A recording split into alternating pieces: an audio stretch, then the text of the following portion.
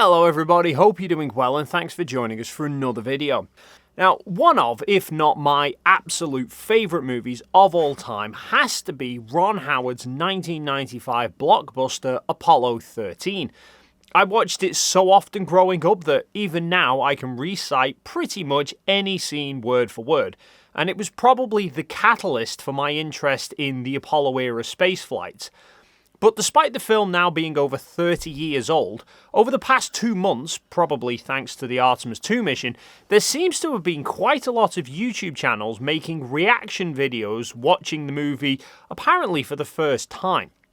Now, I haven't watched all these reactions, but the ones that I've skimmed through, they all seem to really enjoy it.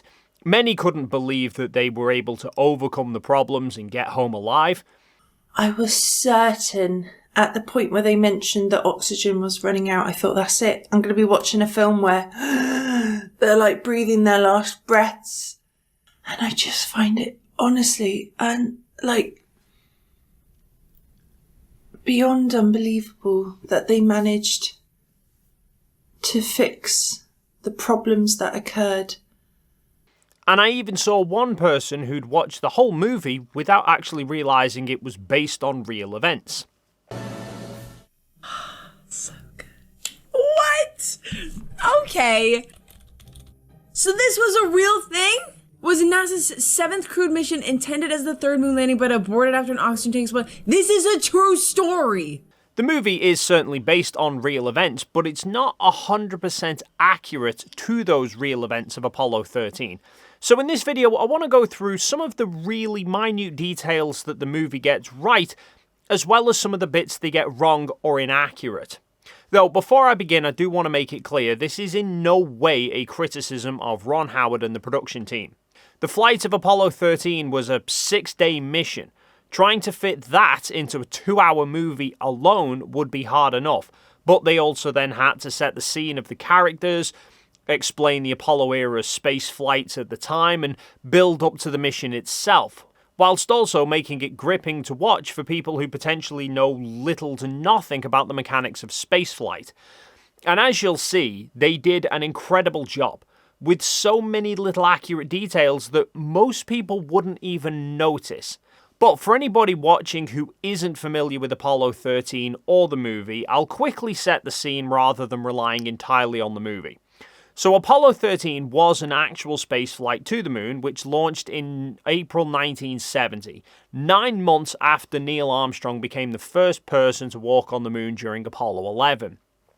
And Apollo 13 would have been the 3rd lunar landing, were it not for an oxygen tank explosion that occurred on the 3rd day of the mission, whilst the crew was some 200,000 miles from Earth. This forced them to forget about trying to land on the moon and instead focus simply on staying alive and returning to Earth.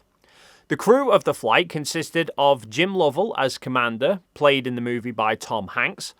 Lovell had already been on 2 previous missions to space, including Apollo 8 in December 1968, who were the first crew to fly around the moon, but they didn't land on it.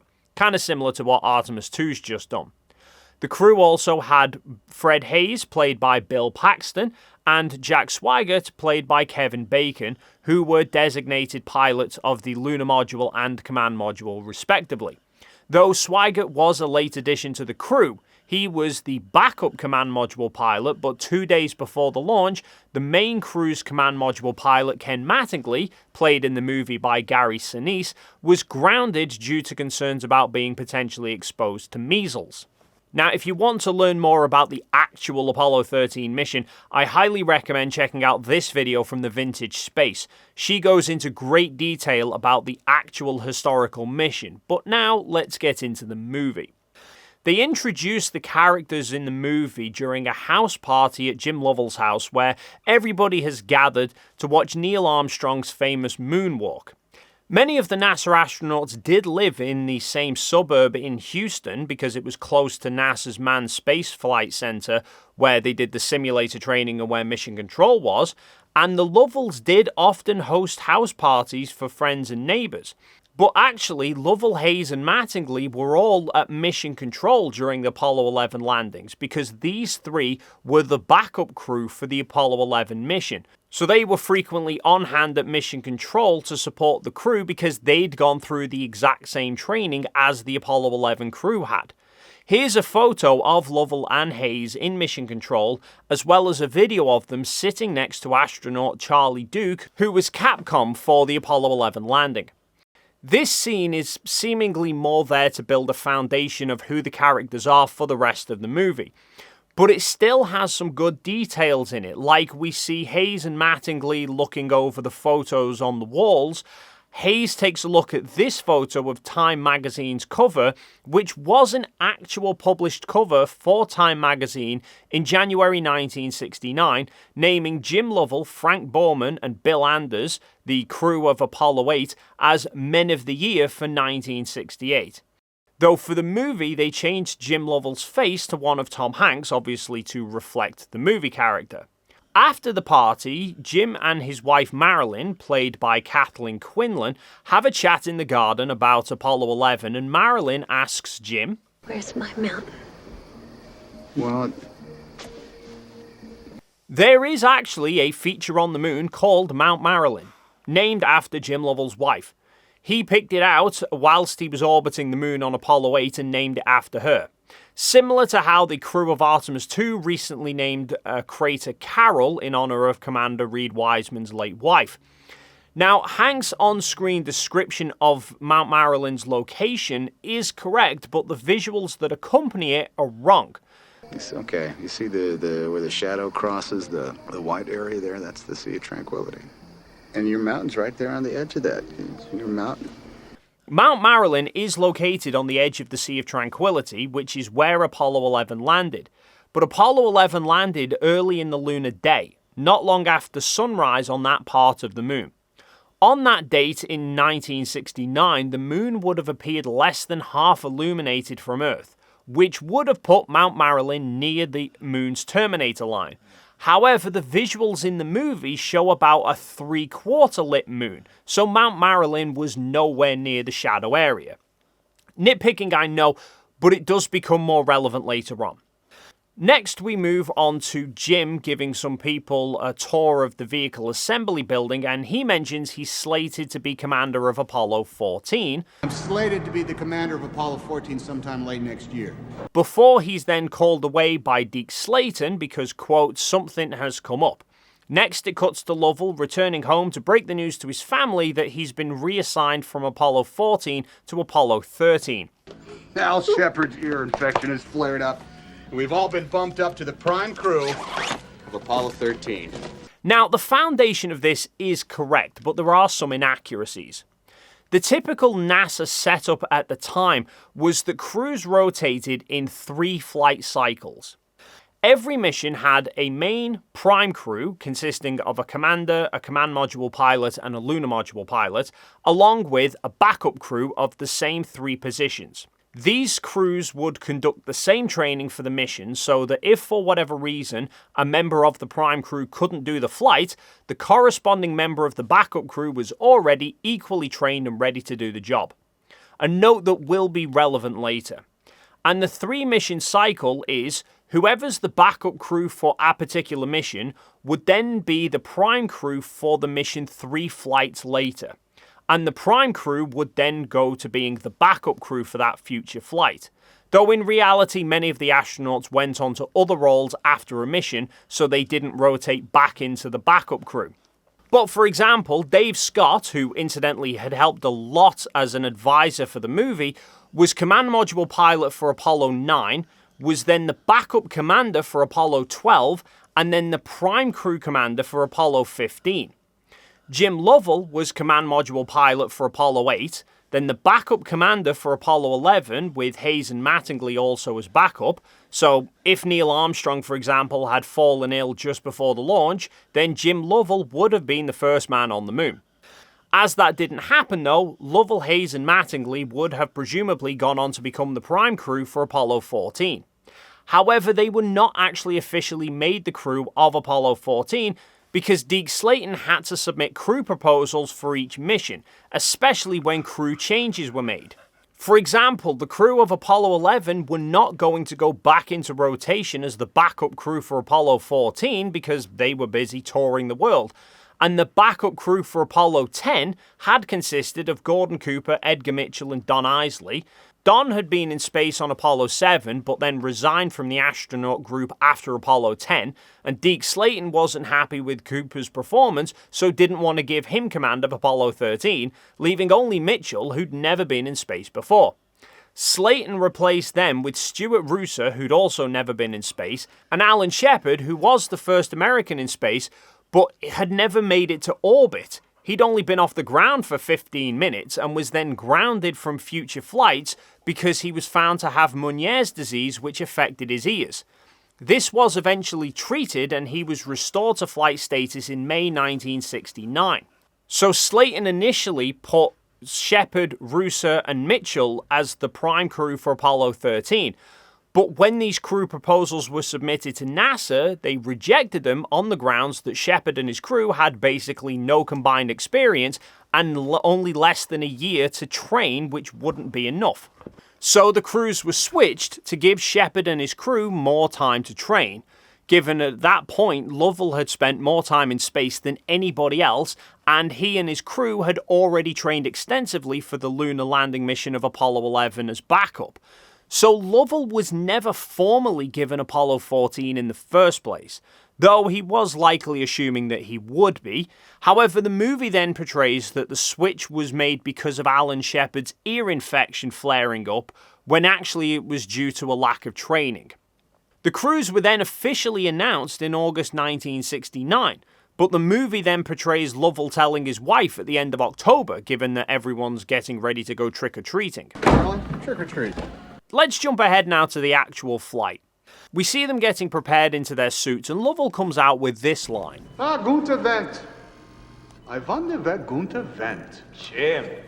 This was a running joke with Apollo astronauts, but I'm not sure if Lovell himself ever made it. For each NASA launch, there was a pad crew who would help the astronauts get strapped into the spacecraft and ensure everything was correct before the rocket was allowed to launch.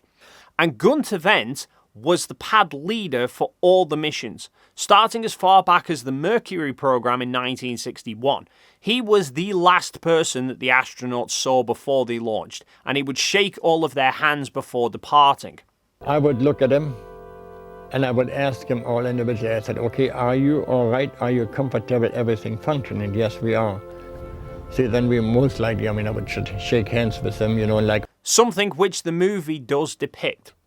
On Apollo 7, sometime after the hatch had been closed, the pad crew left and Don Isley joked, I wonder wer Gunther Wendt.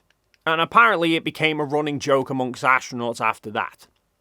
Then we see the go, no-go call-outs. Give me a go, no-go for launch.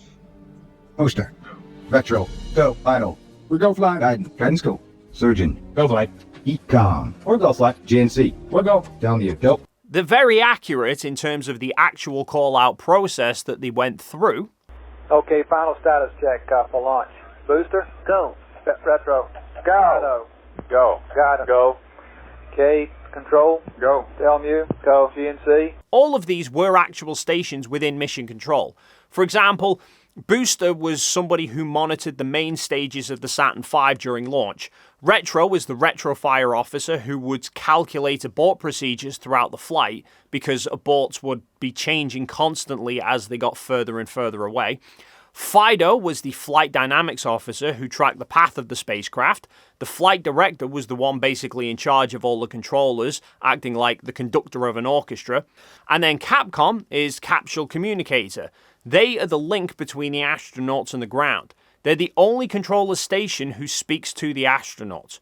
All the controllers pass their suggestions to the flight director, who makes the decision, and then passes the information to Capcom, who relays it to the crew. Because there's so many different aspects to a mission and so many things all going on, it's too much for somebody to handle all at once. So instead, they broke everything down into more manageable sections. Which, incidentally, is the same approach that today's sponsor, Brilliant.org, takes to make their platform so effective for learning, especially for kids. Education courses bombard you with so much information that it can become overwhelming. Brilliant helps avoid this by breaking down courses into manageable bite-sized classes with interactive animations that gives you a solid foundational understanding first and then gradually builds up, so it suits everybody. I've personally been using Brilliant for more than 3 years, and now even my kids who don't particularly like school have started wanting to use Brilliant as well because they find it engaging. And now it's been made even better with the introduction of Koji, your very own tutor to help you. If you're struggling to understand a concept, you can just call up Koji and ask it to help with whatever you're unsure about. And it doesn't give you the answer, but it helps guide you to figure out the solution for yourself. Try Brilliant's tutor feature for free today by clicking the link or scanning the QR code on screen. You can unlock all their courses with a premium subscription, and viewers of this channel can get 20% off by using my link brilliant.org/Dave McKeegan. However, the biggest inaccuracy with this go-no-go scene is that the team of controllers they show in the movie weren't actually on station during the launch. Because the missions were over many days and they needed to be monitored 24/7, you couldn't expect one team of people to stay on hand throughout. So they had 4 teams of controllers, each with their own flight director, and the teams would rotate steadily throughout the missions. Each team was designated by a colour. So Gene Kranz, who we see here, ran the white team, Glyn Lunny ran the black team, Jerry Griffin ran the gold team, and Milton Windler ran the maroon team. The maroon team was actually the ones on station for the launch, so Milton Windler was the one running through the callouts, not Gene Kranz. Gene Kranz's team was the one on station during the initial drama of the tank explosion later on. But the other teams were also active throughout other key moments of the struggle back home as well. However, the movie gives more of the impression that Gene Kranz was the one in charge for most of it, which wasn't really the case. The 4 teams all played key roles throughout the mission. Like, the movie doesn't even name Glyn Lunny, and it only shows him briefly a few times, and he has very few lines. They won't even know which way they're pointed. That's right. I don't think they're that good. Okay, people, on your toes. We're doing this one blind. But Glyn was actually very prominent throughout the mission.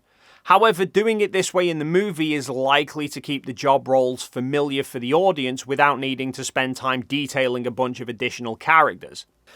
The movie then depicts Ken Mattingly driving to the launch site to watch the liftoff, which is entirely fabricated. The launch site was in Florida, but Ken Mattingly was seemingly in Houston, Texas at Mission Control.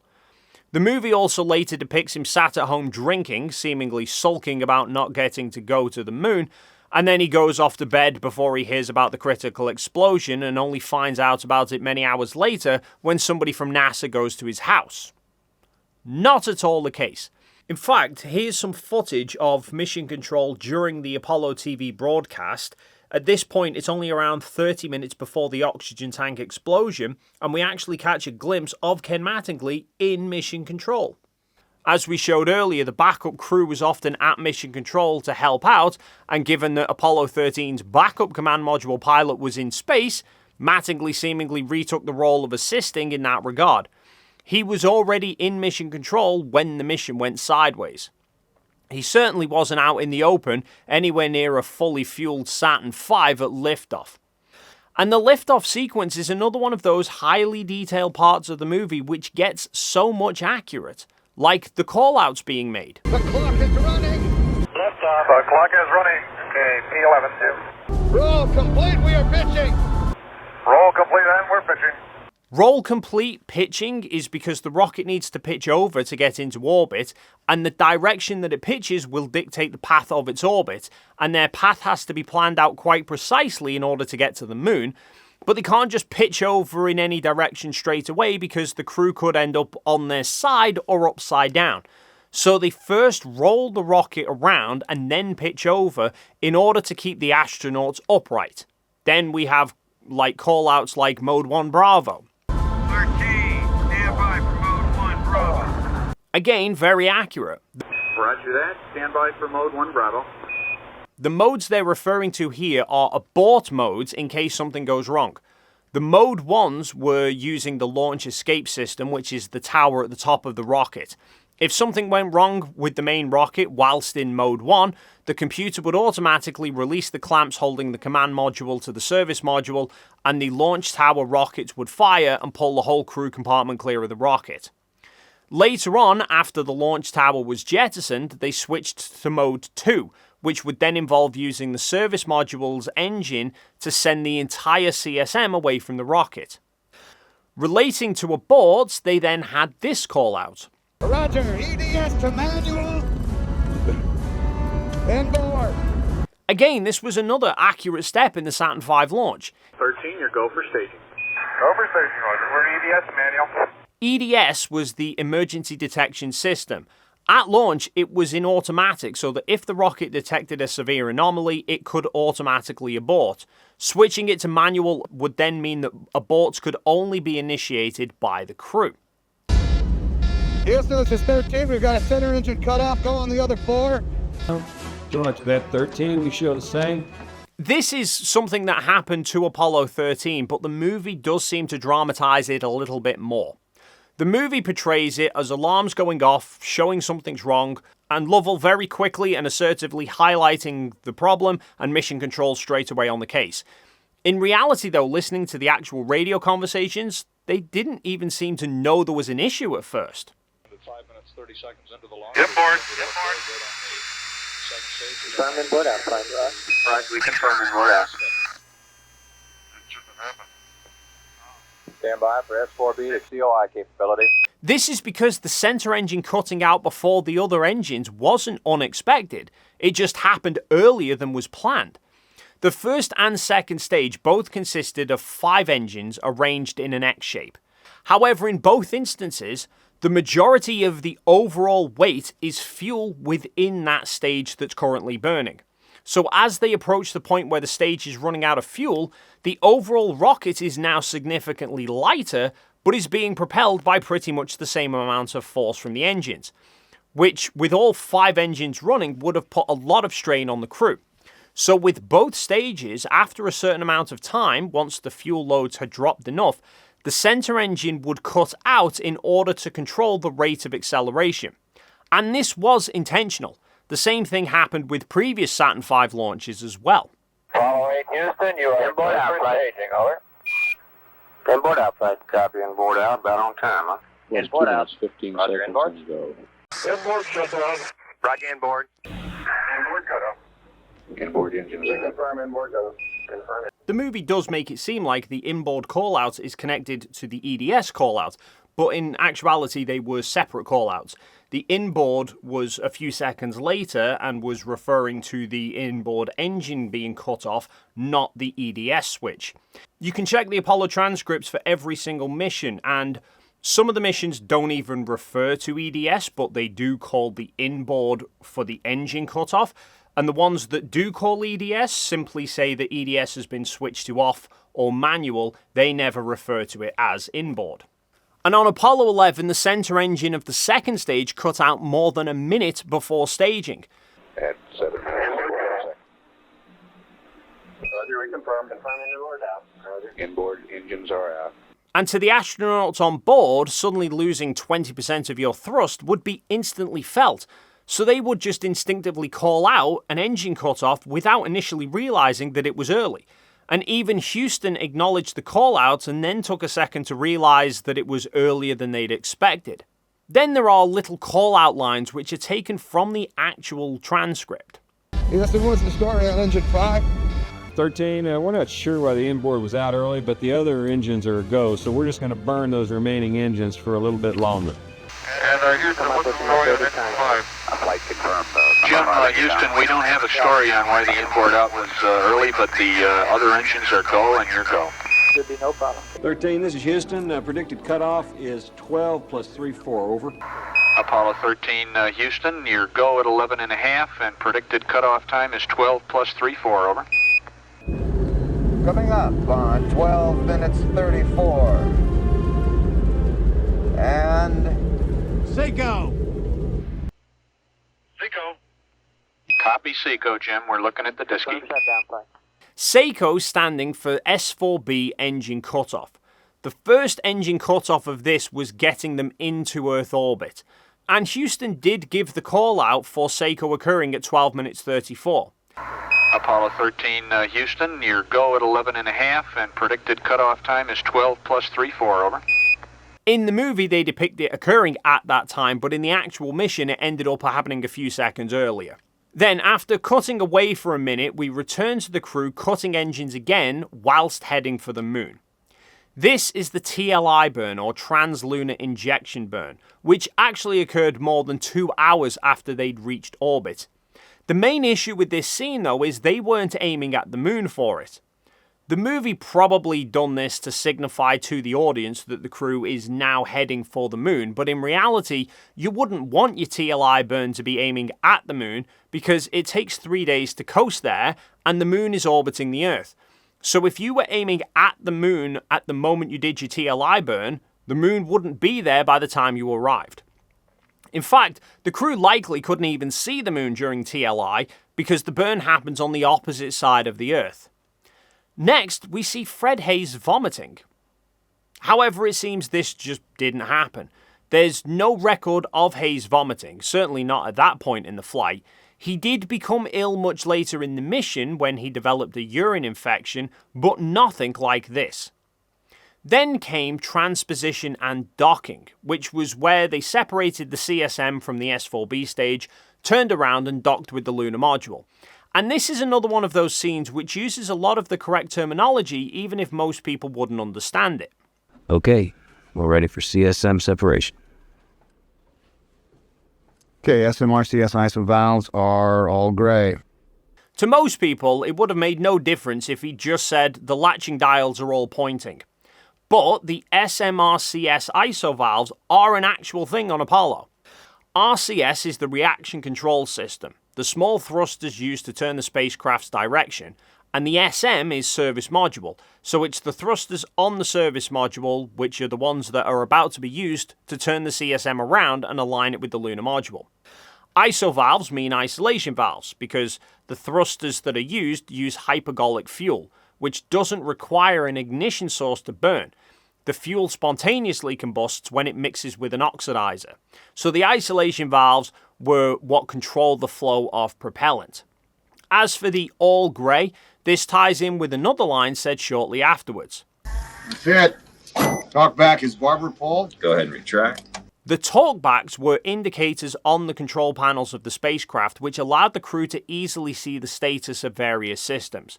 They would either show black and white striped lines, referred to as barber pole because they look like the poles you see outside barbers, or they would have a grey cover that closed over them, so the indicators would then either be grey or barber pole depending on the status of a particular system. The only inaccuracies I notice with this scene are, firstly, creating this impression that Sweigert's a rookie and that everything could sort of hinge on him getting this right. Keep an eye on that telemetry. Roger that. Swigert can't dock this thing. We don't have a mission. Come on, rookie, park that thing. In reality, not only was Swigert completely trained to fly the mission, but it's not like it was, oh, you've got one chance to dock it and this is it. The crew had the options of they could back away and go again if it wasn't aligned properly. Apollo 14 ended up having several cracks of the whip trying to get theirs to dock because they had a problem.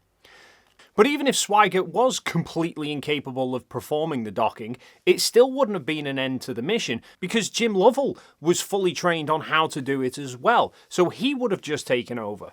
The other inaccuracy is that Haise is seen holding a Hasselblad stills camera, which we used during the mission to take photographs.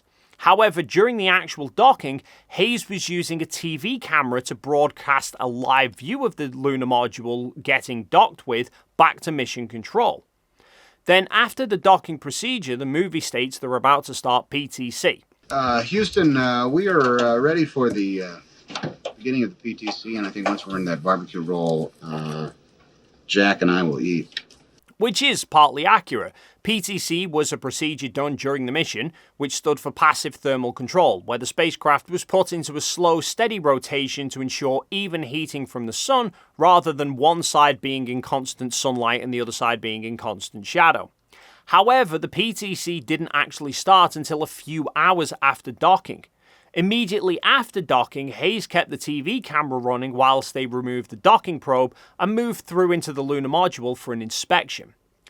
The movie does then show the main TV broadcast that Apollo 13 did, and as the movie depicts, the TV stations didn't bother showing the broadcast live because the overall public interest had significantly dropped after 2 missions. All the networks dumped us. One of them said we made going to the moon about as exciting as taking a trip to Pittsburgh. That's not to say people weren't still interested to an extent, just not to the extent that they wanted it taking over their TVs for hours each day. Fun note, the movie's TV broadcast shows Jack Swigert saying he's forgotten to file his tax returns before the launch. Oh, well, if anyone from the IRS is watching, I forgot to file my 1040 return amendment. I meant to do it today, but... That's no joke. They'll jump on him. This bit is actually true, though it didn't happen during the TV broadcast. It was during one of the news update radio messages that the crew received. Some truck lines are being struck in the Midwest, and the school teachers have walked off the job in Minneapolis. Today's favorite pastime across the U... Have you guys completed your income tax? How do I apply for the extension? Yeah, Joe, I gotta... Hey, that ain't too funny. Things kind of happen real fast down there, and I do need an extension. I didn't get mine filed. I'm really serious. Would you do it? You're breaking up the room down here. Apollo 13 actually had a few TV broadcasts, though, not just the one. On Apollo in real time, there seems to be at least 5 TV transmissions done before the TV transmission that's depicted in the movie. And the oxygen tank explosion really did happen only a few minutes after the broadcast ended. That broadcast ended at 55 hours 46 minutes into the mission, and the explosion occurred at 55 hours 55 minutes, only 9 minutes later. In fact, Hayes even joked about this much later on. That was a good TV show you put on the other night, Fred, during elementary.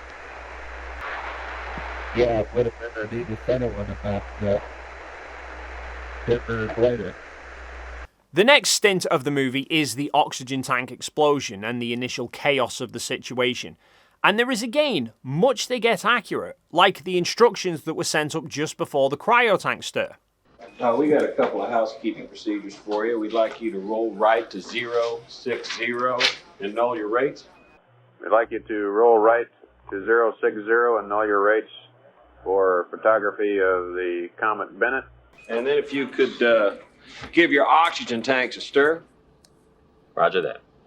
13, we've got one more item for you when you get a chance. We'd like you to stir up your cryo tanks. They wanted to change the orientation of the spacecraft to get some photos of Comet Bennett. Obviously, they never actually got round to doing that because everything went sideways soon afterwards. Though even after the initial explosion, the figures that are being stated for the problems with the spacecraft match between the movie and history. It's main bus A. Main bus A undervolt? Houston, we have a main bus A undervolt now too. It's reading 25.5. Main bus B is reading zip right now. Hey, if you got any better ideas. Main bus A undervolt now too, Sean. Main A undervolt. It's reading about 25.5. Main B's reading zip right now. Okay, Jim. SMRCS, helium-1. Switch to A and C are barbapole. And I'm looking at the service module RCS helium-1. We have B as barbapole and D as barbapole. We've got to reset and restart. And Houston, we had a restart on our computer. We had a pink light and the restart reset. Much of the dialogue is also drawn from the original transcripts as well, though this seems to be another example where the film dramatizes things a bit more. Houston, we got a pretty large bang there associated with the master alarm. And we had a pretty large bang associated with the caution and warning there. Let's stay cool, people.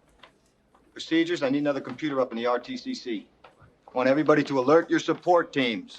Wake up anybody you need, get them in here. Let's work the problem, people. Let's not make things worse by guessing. Okay, now let's everybody keep cool. We got the LEM still attached. The LEM spacecraft's good, so if we need to get back home, we got a LEM to do a good portion of it with. So we're in good shape if we need to get home. Let's solve the problem, but let's not make it any worse by guessing. Can we review our status here, Si? Let's look at this thing from a standpoint of status. What have we got on the spacecraft that's good? I'll get back to you, Gene. Can we review our status here, Si, and see what we've got from a standpoint of status? What do you think we got in the spacecraft that's good? Main bus A is reading 25 volts. Okay, main A. And that's reflected by the fact fuel cell 2 is putting out 53 amps, which is just about the most it can, and keep our voltage up. Ecom, is this an instrumentation problem, or are we looking at real power loss here? Kind of leads we can give them? Are we looking at instrumentation? We got a real problem or what? I don't know. Maybe this is a caution and warning failure. Houston, we are venting something out into space. Yeah, that's because of AC, and it looks to me, looking out the hatch, that we are venting something. Crew thinks they're venting. We are venting something out into space. Roger, we copy your venting. I can see it outside of window 1 right now. It's definitely a gas of some sort. It's got to be the oxygen.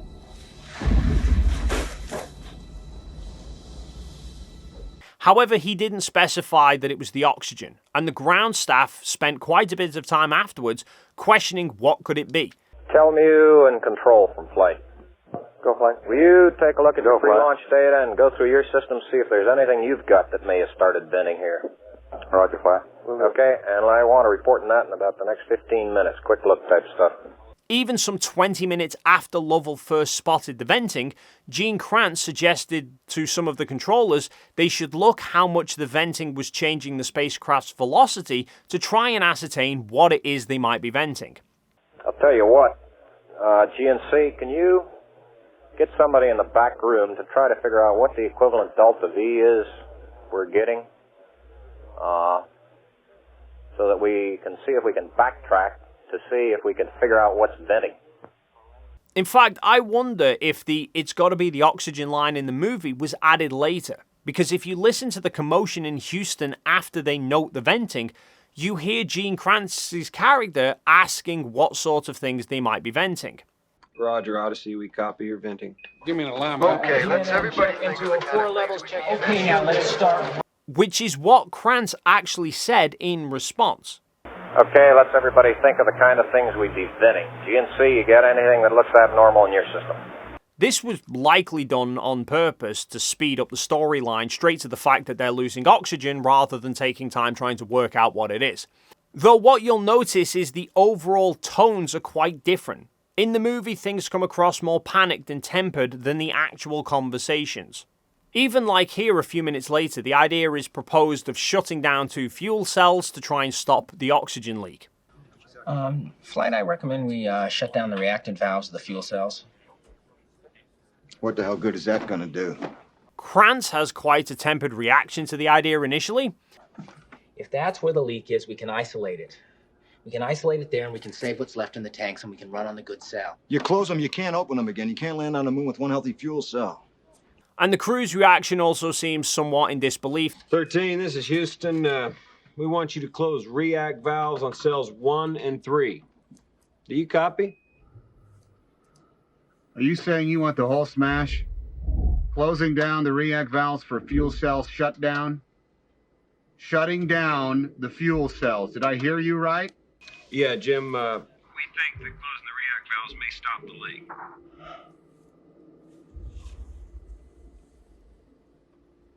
That they're only now realizing they wouldn't be landing on the moon. Do you copy, Jim? Yes, Houston, we copy.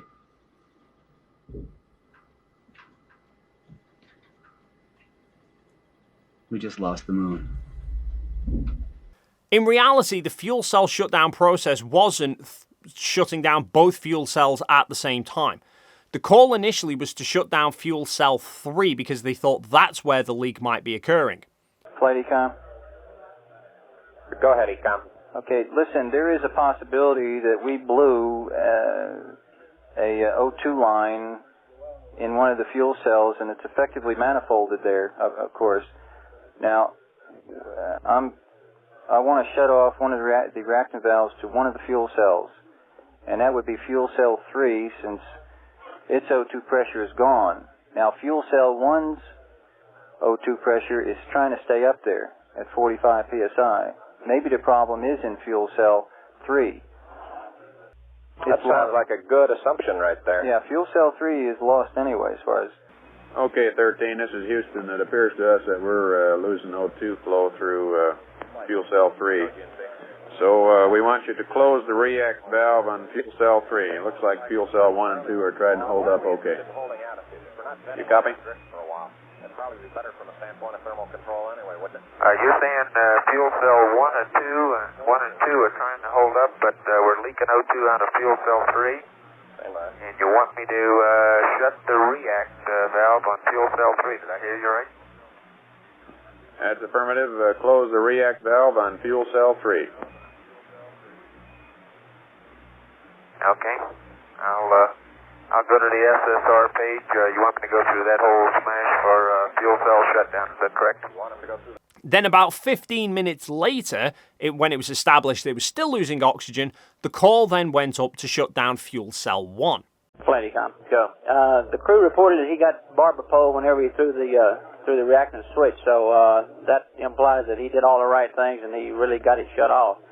And it looks like that didn't help us any. The pressure's not improving any. Okay, now the next question is, are you willing to do that on fuel cell number 1? That's a question we're pondering, Flight. We've got to come up with an answer on that one. Okay, on the reactants for fuel cell 1, seems to me we have no choice but to go ahead and do it. The pressure continues to drop. We're not going to have anything left soon anyway. So it looks like the next best thing to try is to go ahead and turn the reactants off on fuel cell 1. Go ahead, Flight. 13, Houston. We're going to have you go through the shutdown procedure on fuel cell 1. Open 3. Yeah, you don't want to do that. Our O2 pressure is going down, as you note, and the temperature confirms it. As for the whole "we've just lost the moon," there didn't seem to be quite that level of drama. Judging by the conversations and the fact that they were venting gases into space, it seems like they'd kind of knew that the landings were gone. And the hasty reactions of, shut down the fuel cells, right, that doesn't work, okay, let's power up the lunar module and power down the CSM. Pero how long does it take to power up the LEM? 3 hours by the checklist.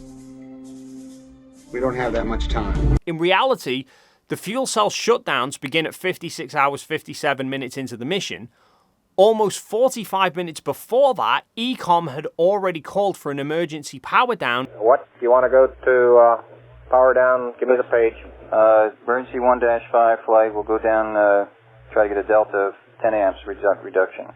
And 15 minutes before the call to shut down the fuel cells, he'd suggested getting the lunar module up and running. Okay. Flight Econ. Go ahead, Econ. The pressure in O2 tank 1 is all the way down to 297. We better think about getting in the LEM, or using the LEM systems. I'm going to have to power way down. I don't know if I'm going to be able to save the O2 for the third fuel cell. For fuel cell 2, rather. And the official call to get the crew over to the lunar module didn't come until 57 hours 41 minutes, nearly 2 hours after the initial explosion. Capcom, get them going in the LEM. We got to get the oxygen on the LEM. 13, Houston, we'd like you to start making your way over to the LEM now. Fred and Jim are in the lab. Go ahead. Okay, Jack, thank you. So the movie definitely does condense the timeline and exaggerate the tensions somewhat, but that's not surprising since in reality, the crew were all test pilots, very used to remaining calm when things went wrong, much like the controllers who understood the need to remain calm and work through problems. But to the average person, they wouldn't react like that. So I think Ron made it fit somewhat more with how the audience would expect them to behave in order to strangely make it more believable. Then, whilst powering up the lunar module, Lovell requests a double check of his gimbal conversions. I've completed these gimbal conversions, but I need a double check of the arithmetic. Yeah, you can go, Jim. Okay, the roll cal angle is -2. Our module roll is 355.57 catchy. 1 to 6 7-8. Correction, pitch 167.78. Yards 351.87. Stand by, we're checking it. Again, these figures were actually drawn straight from the transcripts. Okay, I want you to double check my arithmetic to make sure we got a good course of line. Guidance copied in. Roll cal angle was -2 degrees. Command module angles were 355.57, 167.78, 351.87. The gimbal conversion was a very important step. Each spacecraft had a guidance system using an inertial measuring unit, so the guidance system on the command module had been running since they left Earth and knew exactly what orientation the command module was in an X, Y, and Z axis. However, the lunar module had been powered down, so they were starting it up fresh, so their guidance would default the IMU to 0, so the computer would think they were pointing in a completely different direction than what they actually were. But they couldn't just transfer the command module numbers straight to the lunar module, because the command module was pointing straight at the lunar module, whereas the lunar module had its roof pointing at the command module.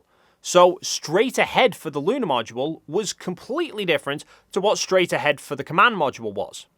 So they needed to take the command module's current angles and calculate what direction the lunar module would be pointing in relation. And at no point did Lovell lose his temper regarding the risk of gimbal lock. Aquarius, watch that middle gimbal. We don't want you tumbling off in space. Critical informed, Houston. I'm well aware of the goddamn gimbals. I don't need to hear the obvious. I got the frapping 8-ball right in front of me. Andy, we're on Fox. In fact, he brings it up multiple times, including pointing out that the lunar module's 8-ball wasn't up and running yet. Okay, Jack, Jim here. We need to know what we're getting close to gimbal lock in the limb. We have no balls right now. Okay, we want you to power up your 8-ball. We don't have our balls. We'd like to mount up there, maintaining the belly band, get our angles going the same, and we don't want to go into gimbal lock. He's in attitude, hold on. You want us to take control of the limb to stay away from gimbal lock, over. Turn the control, make sure it doesn't gimbal lock, Brett. We then see Krantz's team in the back office having a rather heated debate about what method to use to get the crew home. Bring the guys right home right now. Get them back soon, absolutely. We don't even know if the Odyssey's engine's even working, and if there's been serious damage to this spacecraft. They blow up and they die. Let's hold it down, people. The only engine we've got with enough power for direct abort is the SPS on the service module. What Lovell has told us, it could have been damaged in an explosion, so let's consider that engine dead. Once we get the guys around the moon, we'll fire up the LEM engine, make a long burn, pick up some speed, get them home as quick as we can. This seemingly is another scene designed to help explain the decisions to the audience, but in reality it seems no such discussions took place. The direct abort option was not only ruled out due to the unknown condition of the service module engine, but the engine didn't have sufficient power to perform a direct abort with the lunar module also attached. They would have had to jettison the lunar module in order to do the abort, but it had been established pretty quickly after the explosion that the lunar module was the vital backup for the crew, so they weren't going to ditch it. Fido from flight. Go ahead, Flight. Whatever planning you do, I want to do assuming that we're going around the moon and we're using the LEM for performing the maneuver, because in the present configuration, unless we get a heck of a lot smarter, I think we're wasting our time planning and using the SPS. Okay, Flight. Though this meeting didn't take place, Krantz's remark about never losing an American in space was sort of said. I want this mark all the way back to Earth with time to spare. We never lost an American in space. We're sure as hell not going to lose one on my watch. Failure is not an option. His actual quote was, quote, "I've never lost an American in space. Sure as hell ain't going to lose one now. This crew is coming home. You've got to believe it, your team must believe it, and we must make it happen," end quote. He certainly didn't say the line, "failure is not an option." That line came straight from the scriptwriters. However, Krantz himself liked the line so much, he used it as the title of his book a few years after the film came out. There are a few other parts of the film which portray decisions being made rather last minute on the fly, when in reality they were established much earlier. For example, the famous CO2 scrubber problem. We have a situation brewing with the carbon dioxide. We had a CO2 filter problem on the lunar module. 5 filters on the LEM. Which are meant for 2 guys for a day and a half. What about the scrubbers on the command module? They take square cartridges. The ones on the LEM are round. This wasn't a surprise. Hayes had highlighted that there was going to be an issue only a few hours after the initial explosion. Back 82 hours. Out of the 2 primary cartridges. Yeah. That's 2 guys. 44 is what LCA got, so it'd be 88 hours. We got a secondary. The procedure has been worked out to use the command module lithium hydroxide cartridge for CO2 removal. Not only that, but the CO2 levels weren't dangerously high when they made the filter, so much so that after making the filter, it was decided to hold off installing it and allow the current canister to be used for a few more hours. Okay, Joe, that's set. Okay, Jack. Now, the remaining steps are simply suit loop configuration steps to get this thing into full operation. And our ECS people want to hold off on that until the canister you're working on gets to 7.6 millimeters of mercury, which will probably be another 45 minutes or an hour. We're reading 4.7 now. Then we see them loop around the backside of the moon. Now, these few minutes probably have the most major inaccuracies of the whole film. Mare Tranquillitatis. You and Buzz's old neighborhood. 2 major problems with this. Firstly, the landing area that they're actually showing out of the window is Hadley Rill, which is where Apollo 15 landed. The Sea of Tranquility was a relatively flat, bland-looking region apart from it being dotted with craters. Not only that, but from the view of an observer on the Earth looking at the moon, the Sea of Tranquility is on the right side of the moon, but Apollo 13 approached from the left-hand side and looped around, so they wouldn't have seen it during the approach. Same problem with when Hayes mentioned seeing Mount Marilyn. Coming up on Mount Marilyn. All they managed to actually see was a general view of the Sea of Tranquility from a far distance, long after they'd cleared the moon. Certainly not able to see such landmarks with any meaningful detail. And likewise, when Hayes claims to see their landing site. Look, it's Frau Morrow. I can see our landing site. The Apollo landing sites were on the near side of the moon in relation to the Earth. If they'd landed on the backside, they would have been out of radio contact with Houston for the entire time they were on the surface. Wow. Look at that Tsiolkovsky crater. They did, however, see the Tsiolkovsky crater, which is on the backside of the moon. But we then see a bit of a dream sequence of Lovell imagining walking on the moon. Now, firstly, I don't think the Earth would appear that big for anybody on the moon. The Earth would appear roughly 3.5 times wider than what the moon appears to us from here on Earth. But the suit that Hanks is wearing is absolutely spot on. Lovell's EVA suit ended up returning to Earth and is on display, and you can see the helmet that Hanks wears carries the exact same markings as Lovell's. Though this shot of Hanks running across the moon does highlight how the landings weren't fake. Because many conspiracy theorists have suggested the moon landings were shot on Earth and the footage was just slowed down to make it look like they were running on the moon. Except that's exactly what they've done for this shot, and you can see how the dust flies very quickly but doesn't travel very far because Earth's gravity pulls it back down. Whereas in the actual footage of astronauts on the moon, their movements often cause dust to fly many feet away from them. Something which is impossible to create here on Earth.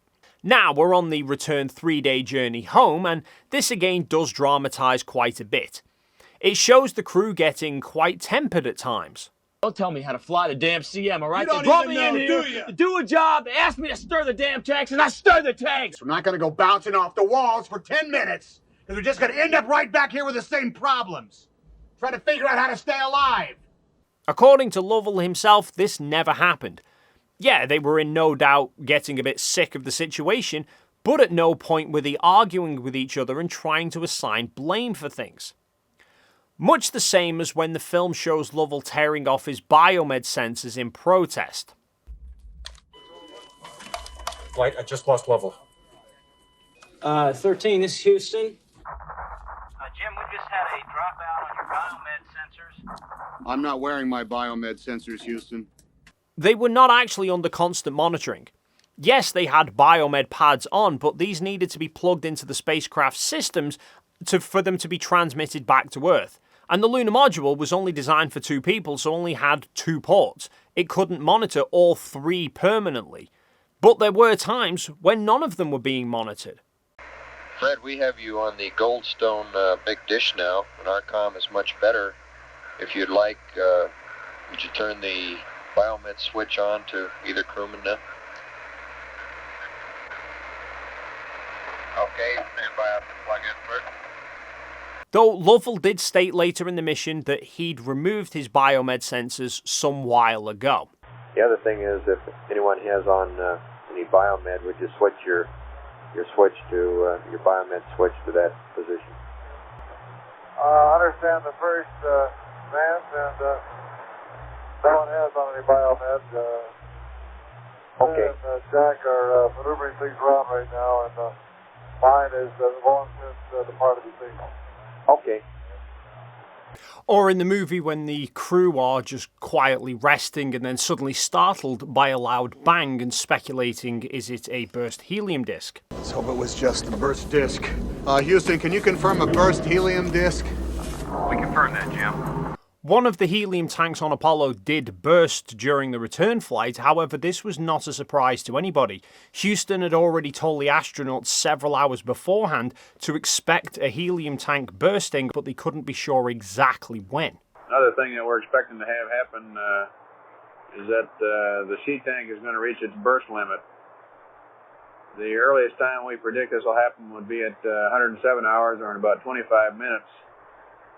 And the latest probable time is at 110 hours.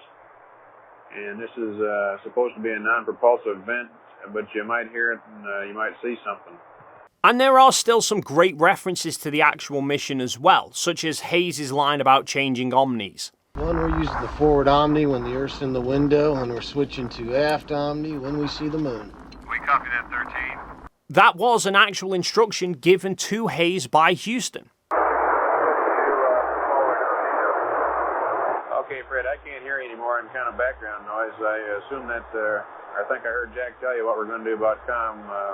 Uplink squelch off. You'll take care of the antennas because we can't see your attitude. We'll give you a voice check when we come up. It'll take us 3 to 5 minutes to come up. And to make it astronaut proof, when you see the Earth, use the forward antenna. When you see the moon, use the aft one. Yeah, that's pretty straightforward. Okay, I see the Earth, so I've very wisely shifted to forward. I think due to the low power state of the spacecraft, in order to get the best quality communications that they could, the crew had to switch which antenna they were using to transmit based on the orientation of the spacecraft. And there's the shot of Lovell with the frozen sausage. Lovell did actually joke about the lunar module making a good refrigerator after he'd found the hot dogs had frozen.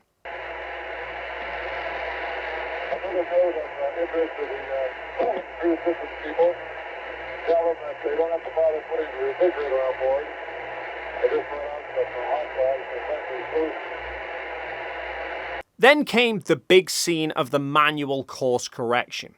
Now, a course correction was needed during the return. It was critical that they approach the Earth within a very narrow corridor. If they approached too steep, they wouldn't slow down enough in the upper atmosphere, so when they hit the thicker atmosphere low down, they would have been traveling too fast, it would have broken apart. Or if they'd come in too shallow, they would have gone straight through the upper atmosphere without slowing down enough, and they'd have traveled back off into space. So they did need a correction burn to fix their approach angle, and it did have to be done manually to save powering up the guidance computer. But the movie shows it as a long 30-second burn with a lot of tense communications between the crew as they try to keep the spacecraft aimed correctly. Up and down, Fredo. We're drifting. No, you hold what you got. I'll roll it. Back off. God, I can't get it stable. Shit, she's dancing all over the place. Okay, hold it right there. That's it. Back. No, Fredo, back. Shit, I'm losing it. 20 seconds. Bring the Earth up. Reality was far less dramatic. The burn was only 14 seconds, and not a single word seems to have been spoken by the crew during the burn. Have ignition. Ignition. Thrust looks good. Thrust looks good. Slightly slow buildup. Shut down. Shut down. At 470. Also, the guidance setup that's shown, with Lovell right before the burn querying using the Earth's Terminator as guidance. Houston, without the computer, what do we use for orientation? Sid, come on, we gotta be able to give these guys something up there. No, there's no references. We have a bunch of debris up there. Well, now look, Houston, all we need to hold attitude is one fixed point in space. Is that not correct? Yeah, roger that, Jim. Well, Houston, we've got one. If we can keep the Earth in the window, flying manually, the COAS crosshairs right on its Terminator. Houston had already figured out the reference markers that the crew would use about an hour and a half before the burn. Now, the burn attitude will be coming up on a pad, but basically we're looking for a local horizontal retrograde burn, which means using a COAS, if you put the horizontal line on the COAS on the horns of the Earth and then roll to place the x-axis in the direction of the sun. Then there was the rush of power-up. Okay, Jack, give me a read back on that last procedure. Stand by, Ken. Ken, I'm having trouble reading my own writing, I guess. I'm a little more tired than I thought. Don't worry, Jack. I'll talk you through it. Main bus B is closed. Okay, 13, we're coming up on entry interface. Now, the power-up procedure wasn't sent up just before re-entry. The procedure was actually relayed up to the crew about 10 hours before Swigert began the power-up procedure. Swigert did actually remark, though, about not being able to read his own writing. Okay, either I copied a circuit breaker wrong or I can't read it. The next circuit breaker on panel 5, would you give that to me again? You got that? Roger.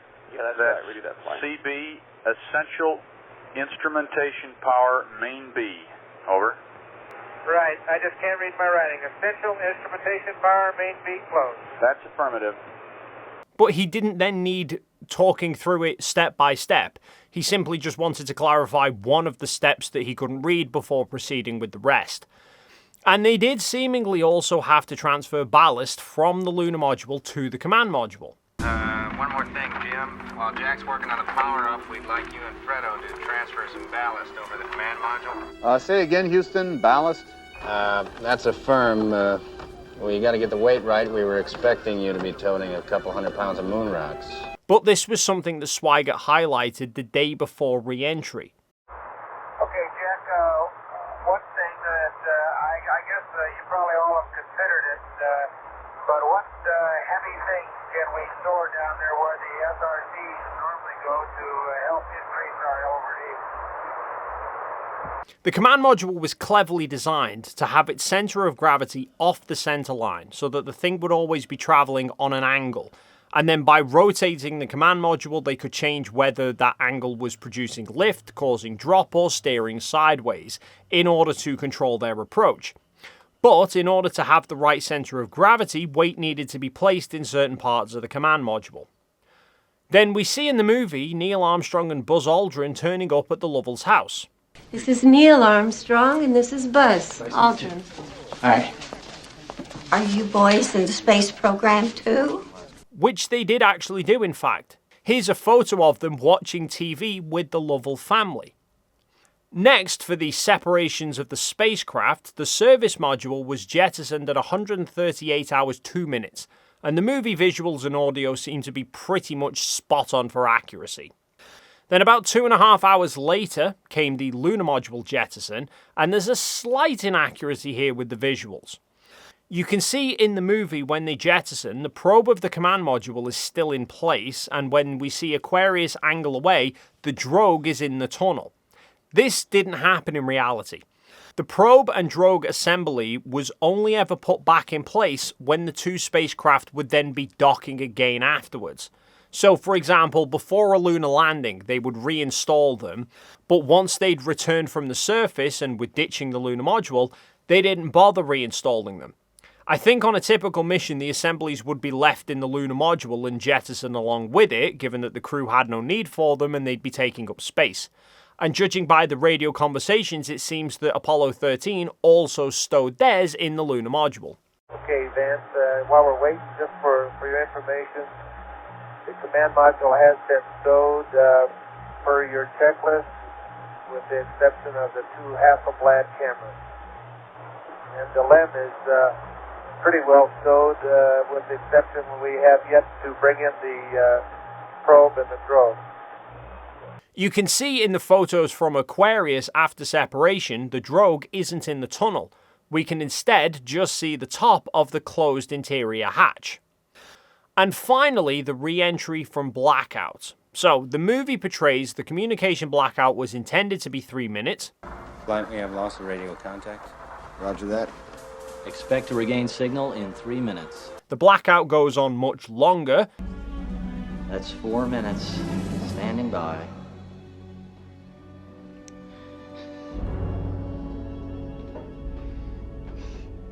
And that builds the suspense of what might have happened. Then the radio starts crackling, and we see the command module appear with the parachutes deploying. Hello, Houston. This is Odyssey. It's good to see you again. Now, I have to say, this scene hits me every single time.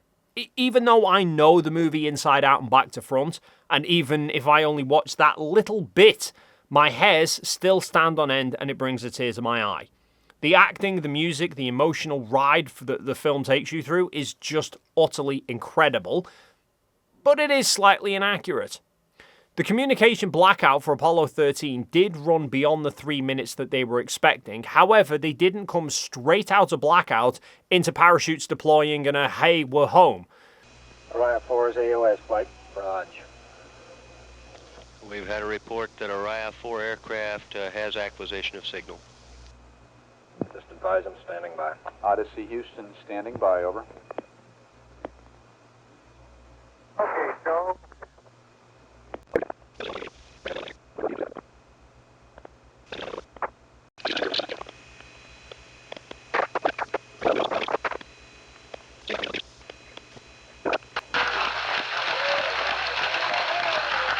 Odyssey Houston, we show you on the mains. It really looks great. So there wasn't this going from nothing to absolutely everything in a few seconds. The blackout occurred whilst they were up in the upper atmosphere. Once they dropped down from that, the ionized gases around the command module stopped and they could communicate. But they were still some 120,000 feet in the air at that point when Swigert came on the radio to acknowledge the call-out. That was about 4 minutes before the main chutes deployed. They knew the command module had made it through re-entry and that the crew was still alive. The last hurdle for them was if the parachutes would open okay or if they were frozen. So once they saw the chutes, that was it. They were finally back in a normal mission profile with just the splashdown and recovery, and that's when the controllers were able to celebrate. And finally, let's wrap things up with a fun little Easter egg that this movie has, because the real Jim Lovell actually makes a cameo appearance towards the end of the movie. He portrays the ship's captain of the USS Iwo Jima welcoming the Apollo crew on board, though it seems Lovell actually gave himself a bit of a demotion for this role. Well, Ron Howard asked me if I wanted to be, have a part in the film. And, he has a lot of, his films have a lot of family members and things like that in them. And I said, yeah, I would like to. He said, well, why don't you be the admiral on the ship? And I said, no. I said, I retired as a captain. I mean, I can dust off my old uniform, put on the old shoulder boards, and be the captain of the ship, and that's what happened. So, there we are. The Apollo 13 movie is, in my opinion, an absolute masterpiece of cinema, and is still my favourite movie of all time. It stays very true to the real Apollo 13 mission, and is filled with a lot of nerdy accurate details that most people watching wouldn't even notice the difference if they were wrong. But there are quite a few parts where tensions are dramatised, and like I said at the start, this is in no way a criticism of the film or the people who made it. It's clear that they went to great lengths to be as accurate as possible, but to many people, the actual Apollo 13 probably seems far too laid back to really get across the danger that the crew was in. Well, that's going to be it for this video. As always, feel free to leave your thoughts in the comments down below. If you enjoyed this video and you haven't already done so, then please do consider hitting the like and subscribe buttons, and hopefully we'll see you in the next video.